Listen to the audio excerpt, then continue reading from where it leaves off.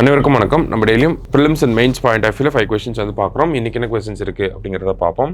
So first question பார்த்தீங்கன்னா, which team won the kho kho world cup in both men's and women's category அப்படின்னு சொல்லி கேட்டிருக்காங்க. ஆண்கள் மற்றும் பெண்கள் பிரிவில் கொக்கோ உலகக்கோப்பையை வென்ற அணி எது அப்படின்னு சொல்லி கேட்டிருக்காங்க. ஸோ இந்தியாவில் தான் இந்த கொக்கோ உலகக்கோப்பை அப்படிங்கிறது நடந்துச்சு. இதில் நேபாள் டீமை டிஃபீட் பண்ணிட்டு இந்தியாவோட மென்ஸ் அண்ட் விமென்ஸ் டீம் ரெண்டு பேருமே நேபாளோட மென்ஸ் அண்ட் விமென்ஸ் டீமை டிஃபீட் பண்ணிட்டு வின் பண்ணியிருக்காங்க. சரியா? ஸோ இந்தியா அப்படிங்கிறதா கரெக்ட் ஆன்சர்.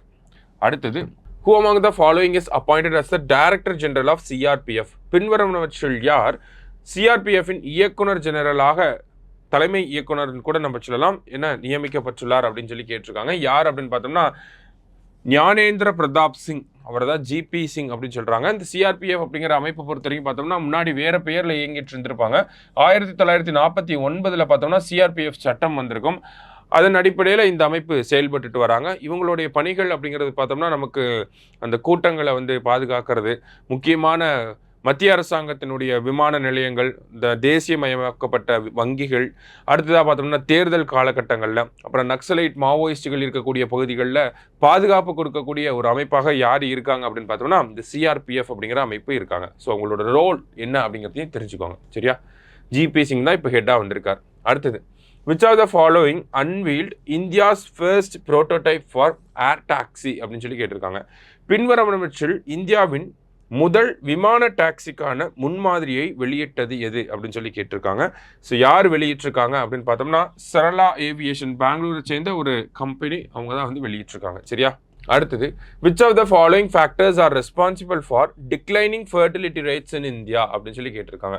இந்தியாவில் கருவுறுதல் விகிதம் குறைவதற்கு பின்வரும் காரணிகளில் எது காரணம் அப்படின்னு சொல்லி கேட்டிருக்காங்க. ஸோ ஃபர்ஸ்ட் ரீசன் பார்த்தீங்கன்னா ரைசிங் ரேட்ஸ் ஆஃப் இன்ஃபர்டிலிட்டி, அதிகரிக்கும் மலட்டுத்தன்மை விகிதங்கள் அப்படின்னு சொல்லி. ஸோ இன்ஃபர்டிலிட்டி, அபார்ஷன், இது எல்லாமே பார்த்தோம்னா ஒரு ஃபேக்டராக தான் இருக்குது நம்மளோட டோட்டல் ஃபெர்டிலிட்டி ரேட் அப்படிங்கிறது கம்மியாகிறதுக்கு. சரிங்களா? அடுத்தது விமன் எம்பவர்மெண்ட். ஸோ விமன் இப்போ ஃபினான்ஷியல் எம்பவர்மெண்ட், கரியரை ஃபோக்கஸ் பண்ணுறதுனால மேரேஜ், ரீப்ரொடக்ஷன் அப்படிங்கிறதுல பெரிய இன்வால்மெண்ட் இல்லை அப்படிங்கிறதும் நம்ம சண்டே நியூஸ் பேப்பரில் பார்த்துருந்தோம். சரிங்களா?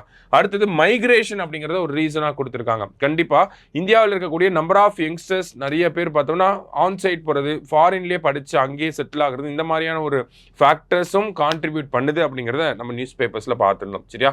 ஸோ மூணுமே கரெக்டான ஸ்டேட்மெண்ட் தான். ஸோ ஆல் ஆர் கரெக்ட் அப்படிங்கிறது தான் கரெக்ட் ஆன்சர். சரியா? அடுத்தது, who will be the Indian representative in Donald Trump's swearing-in ceremony அப்படின்னு சொல்லி கேட்டிருக்காங்க. டொனால்ட் ட்ரம்பின் பதவியேற்பு விழாவில் இந்திய பிரதிநிதியாக யார் இருப்பார் அப்படின்னு சொல்லி கேட்டிருக்காங்க. யார் அப்படின்னு பார்த்தோன்னா நம்மளுடைய வெளியுறவுத்துறை அமைச்சர் ஜெய்சங்கர் அவர்கள் கலந்துக்க போகிறாங்க. சரியா? ஸோ இன்னைக்கு 5 கொஸ்டின்ஸ் பார்த்துருக்கோம். தேங்க்யூ.